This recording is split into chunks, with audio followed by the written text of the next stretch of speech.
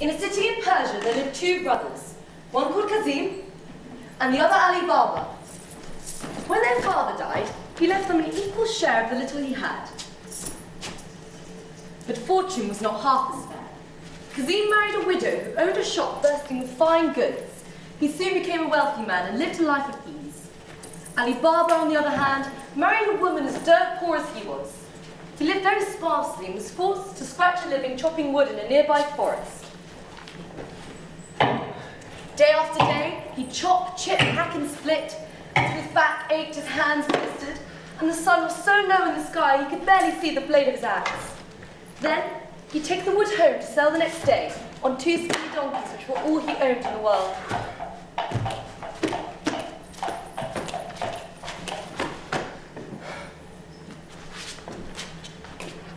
One day, Ali Baba was in the forest when he noticed in the distance a vast cloud of dust. As he peered closer, he noticed it was a large band of horsemen riding towards him. Ali Baba was suspicious. He tied his donkeys to a nearby bush, near a cliff, and climbed up a tall, close-leaved tree so he could see without being seen.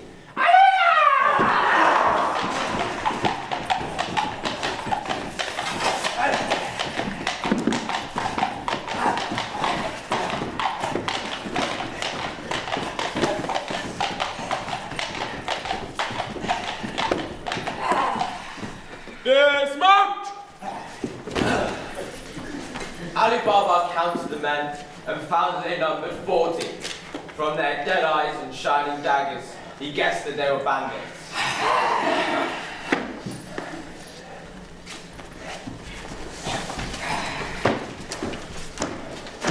The one he took for their captain passed under the tree and stood at the front of the cliff. Open sesame!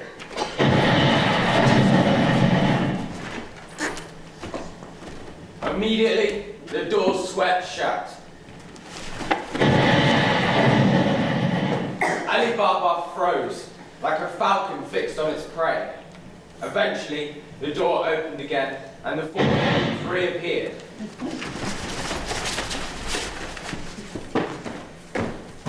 Close sesame!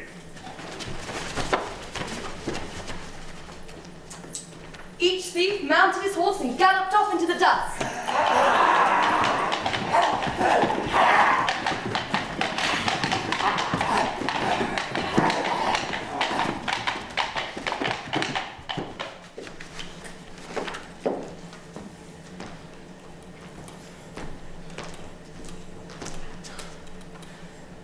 Open sesame.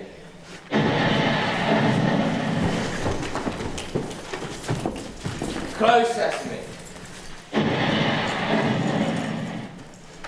Ali Baba was astonished to find a bright, airy cavern carved out of the rock like the holy dome of a mosque.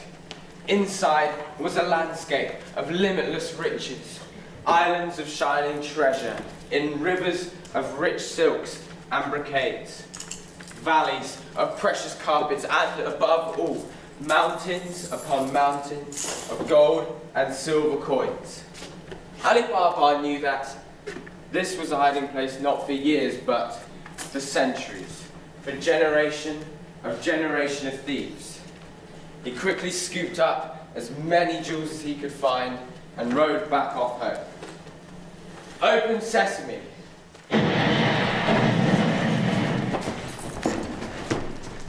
Close sesame. He disguised the coins as firewood and went back to his wife. Wife, look at this.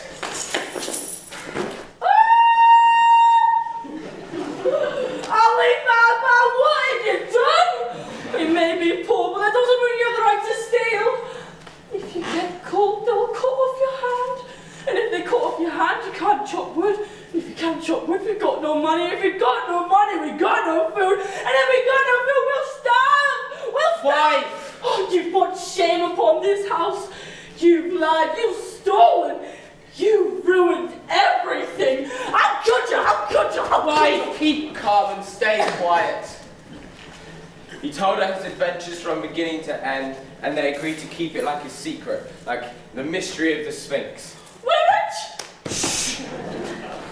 1, 2, 3. Don't be a dolt, wife. It'll take us a week to get this lot counted. We need to bury the coins right now. I'll go dig a hole in the garden. No, it's no good. I simply have to know how big our fortune is. I know. I'll borrow some scales from your brother. I'll quickly weigh the gold while you dig a hole. If you insist. But remember, he who is silent is safe. Ali Baba's wife fluttered over to her brother-in-law, Kasim, who lived nearby. As he was not at home, she asked his wife kindly to lend some scales for a short while. Certainly. Wait here whilst I fetch them. Now the sister-in-law knew that Ali Baba was as poor as a pebble, and immediately smelt a rat. They can barely afford a bowl of rice between the three of them, she thought. What the devil could they have enough of that it needs to be weighed? So, in order to catch them out, she greased the inside of a pan of scales. I'm sorry it's taken me so long, my dear. The servants had mislaid them. Ali Baba's wife rushed the scales home and began to weigh the gold.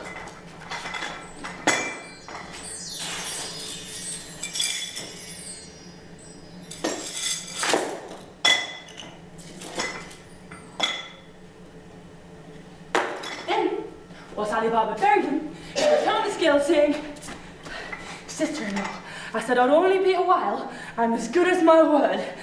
I'm much obliged." What's this? Ali Baba has enough gold coins to fill a pair of scales. Where did the penniless pulpit get it from? Kasim's wife couldn't wait to tell her husband the news, but she had to button her lip till he returned from his shop that evening.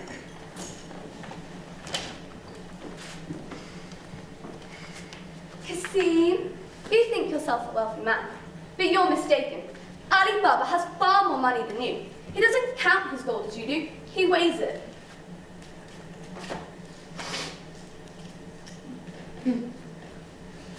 Instead of feeling happy for his brother's good fortune, Kasim was stricken with a deadly jealousy and did not sleep a wink all night. Before sunrise the next morning, he marched straight over to his brother's house. Ali Baba, my wife found this stuck to the scales your wife borrowed yesterday. I demand an explanation. Ali Baba realized that, thanks to his dizzy wife, Kasim had discovered his secret. So rather than risking all of the thieves' gold, he struck a deal. If he told Kasim the location of the gold, he would agree never to tell a soul and share it equally. Determined to get the treasure first, at dawn the next day, Kasim set off with wooden chest attached to 10 mules. He followed the directions Ali Baba had given him, until he reached the cliff. Open sesame!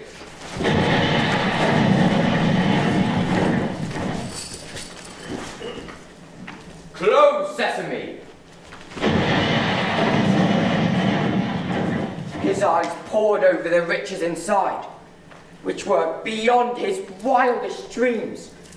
Greed and longing so possessed him that he spent the day in open-mouthed wonder and clean forgot till evening that he was there to take some of the treasure away.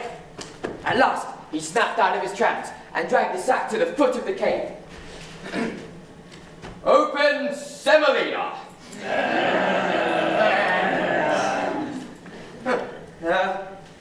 Open sultana! Open sunflower? Open sardine? The more Kasim searched for the word, the more it escaped him, until the fire of his greed was extinguished by waves of icy dread.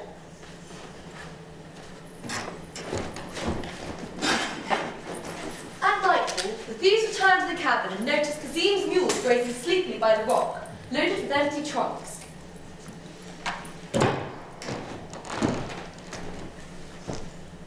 The captain marched straight towards the door with his steely dagger glinting in his arm. Open sesame!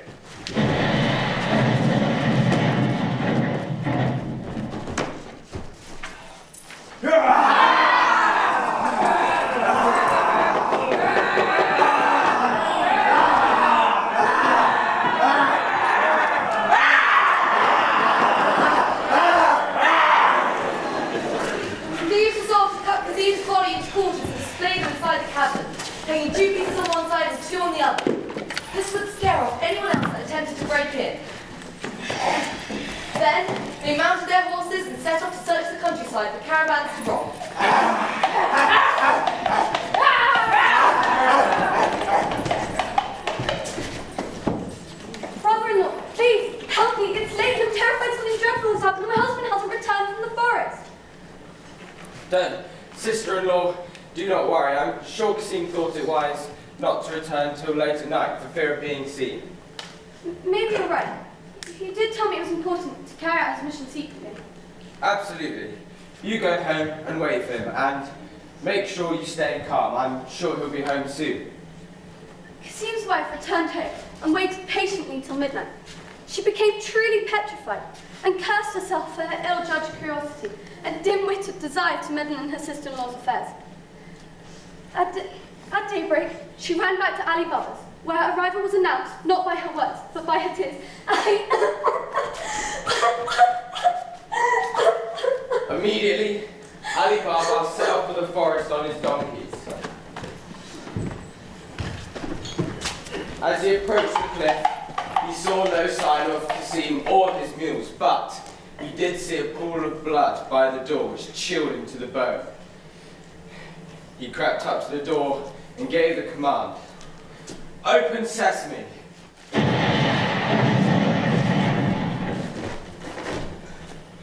Despite Kasim's coldness towards him, Ali Baba knew that his brother must be buried whole due to the religious laws of his land.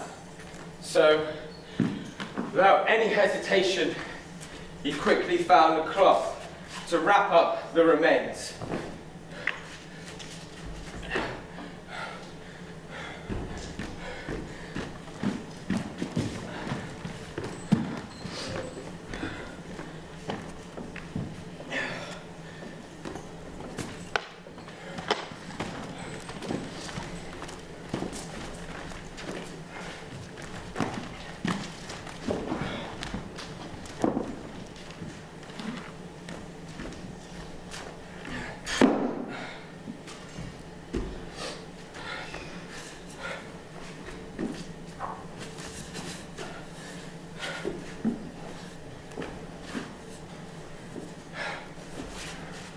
Open sesame.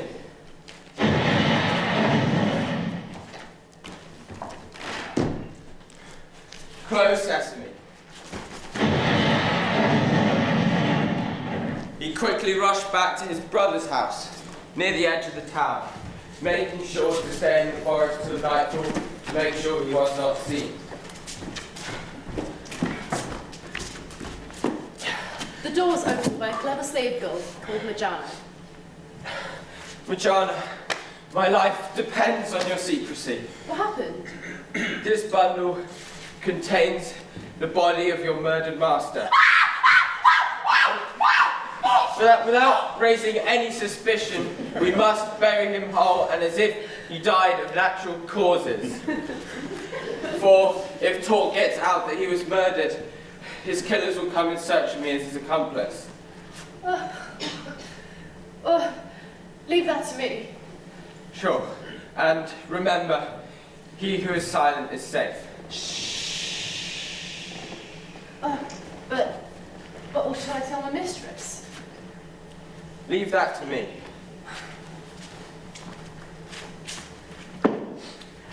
The next day, Manjana went to visit a nearby druggist to find a treatment that would cure a deadly disease. The druggist gave her a small bottle and inquired, "My dear, who is ill?" It's Kasim, my master himself. We don't know what it is, but he hasn't spoken a word or eaten a crumb for days. Keep it to yourself, but I don't think this is looking good. By early evening, news spread around the city that Kasim was on his last legs. And as neighbours watched Ali Baba and his wife enter the house with sad, downcast eyes, they weren't surprised to hear the heart-rending cries of Kasim's wife and Majana. To announce that Kasim was dead. The next morning, Majana went off to the market to visit a poor old cobbler called Mama Mustafa. Because she was so penniless, she had to work harder than anyone else, and her shop was always the first to open. Good morning. Mama Mustafa, fetch your needle and thread and come with me. But I must warn you that when we leave the town centre, I shall blindfold you. What you are to, Majana? I don't like the sound of this. I've got my reputation to think about. Your good name is safe in my hands. Come with me quickly and fear nothing. Mujana led Mama Mustafa through the morning shadows and out of the town centre. When they reached the end of the town centre, Mujana blindfolded her. Then she led her straight into Qasim's house and into the room where the put in 40 days.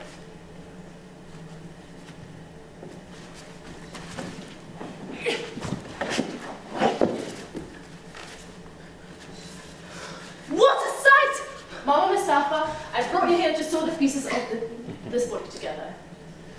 I knew you up to no good, Mujana. When we're finished, I shall give you another piece of gold.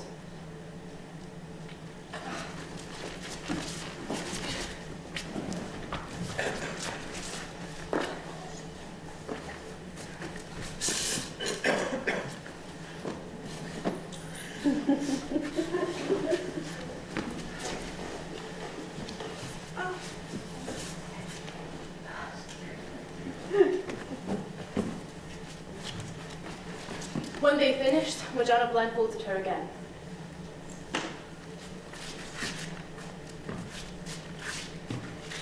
When they came to the back of the town, to the edge of the town centre, Mujana made Mama Mustafa swear an oath of secrecy. We were silent to say.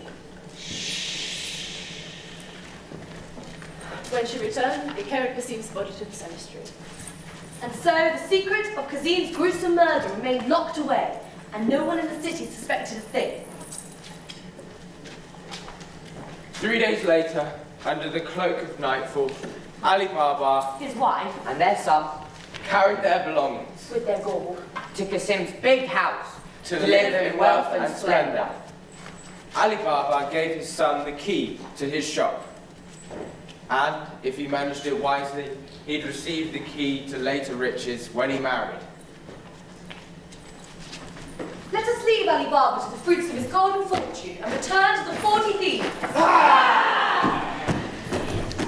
When the thieves returned to their forest hideaway, they were astonished to find Qasim's body and several bags of gold missing. Someone else knows the secrets of the cave. We must act fast and without hesitation. But otherwise, everything we and our ancestors have sweated blood for will be lost.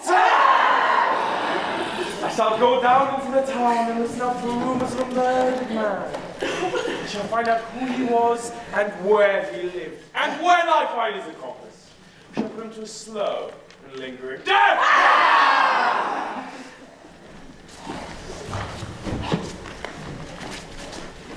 The captain of the 40 thieves disguised himself and set off, arriving in the city at daybreak.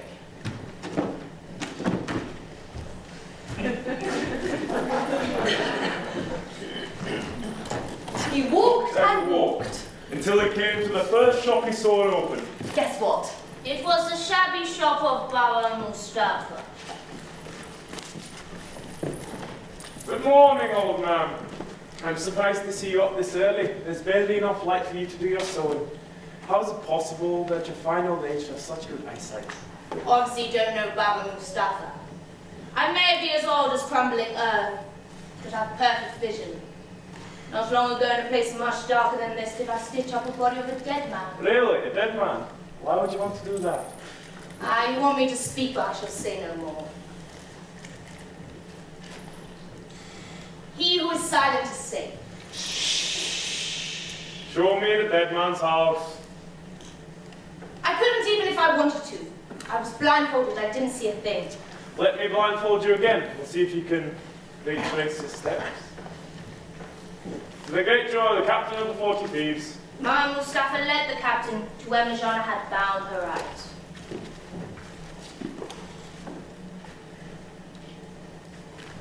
Step by step, alley by alley, Mama Mustafa led the captain to Qasim's house.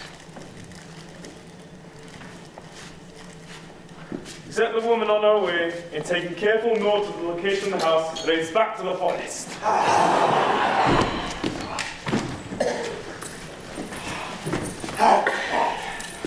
There, he instructed the thieves to buy 20 mules and 40 large leather jars. He told them to fill one with oil and then to leave the others completely empty. Then he told them to sharpen their daggers sharp as tiger's teeth. And when this was done, we'll load 2 jars into each mule and each lying inside.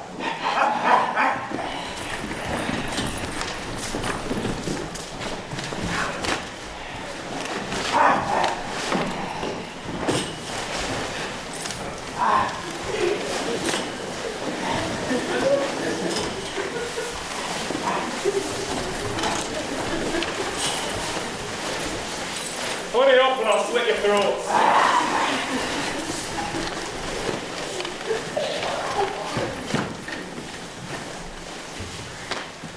When this was done, we set off for town, arriving just as twilight shadows fell on Alibaba's woods.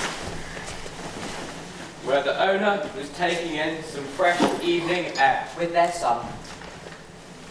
Hello, good sir. My name is Kavaya Hussein. I have brought oil from a faraway place to sell the market tomorrow. Would it be possible to spend the night on your route? Ali Baba didn't recognize the captain through his disguise. Welcome, welcome, my friend. My home is your home.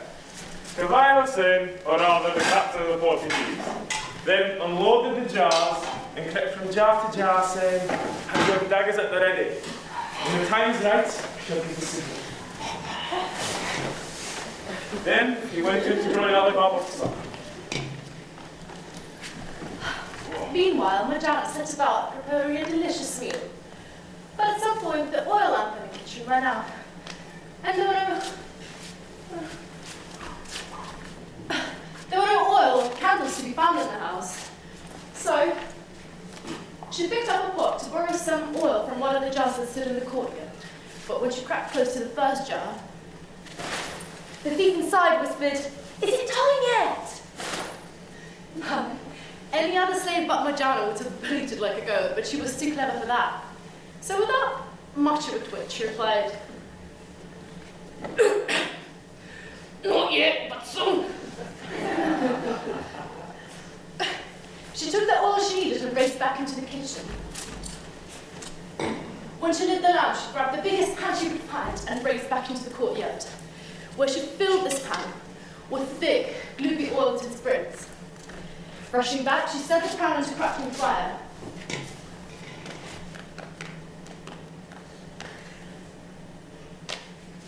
When it bubbled and spat, she took the pan back into the courtyard.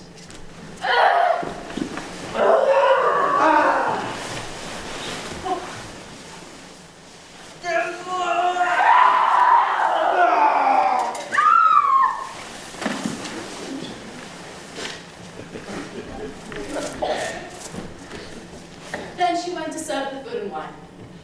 Meanwhile, the captain hatched a bloodthirsty scheme. There's no need to call my men, he thought. It will give me great pleasure to deal with these cockroaches myself. I shall get them both very drunk so that they fall asleep. Then I shall slice my meat like a ripe watermelon. But Marjana spotted Captain of the 40 Thieves' knives through his clothes and knew what he was up to. She put on her dancer's veil. Come in, Majana. Kawhi Hussein will tell us what he thinks of your performance. With a great pleasure, I shall present the dance of...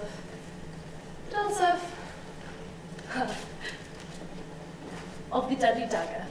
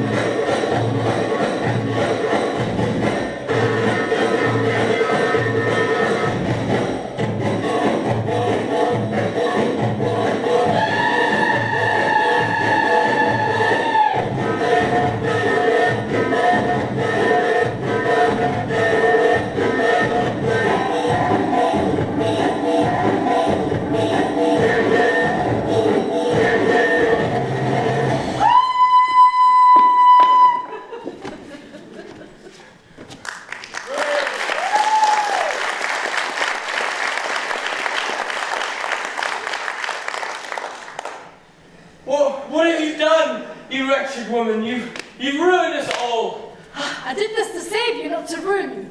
See what an enemy you had within your gates. Look closely and you shall recognize the captain of the 40 Thieves. Oh. Madame told him everything that she had done earlier on. He then showered her with thanks. To give my thanks, I shall give you freedom from this moment, and, if he agrees, my son's hand in marriage. Far from refusal, his son was delighted. And a few days later, With a sacred blessing and an extravagant feast, they were married.